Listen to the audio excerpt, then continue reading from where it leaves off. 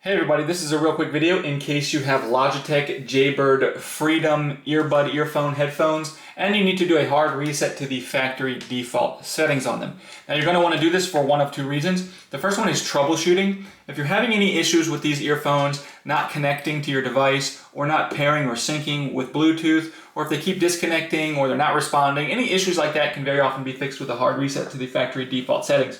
The second reason you might want to do this is if you just want to get these headphones set up like a new set of headphones, delete all of the pairing history so you can set them up new, we can go ahead and do this. So all we need to do is we're going to start with these turned off. So if they're not turned off, we'll just use the power button to turn them off. And once they're off, we're just going to press and hold this power button for 8 seconds until you see the LED light flash red and green. Once you see that LED light flash red and green, you're going to release and then double tap this power button. So you're going to release and then tap, tap on the power button.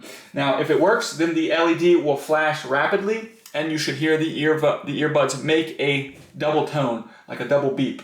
And that indicates that the earphones have been reset. You can go ahead and set these up and pair them like a new set of earphones.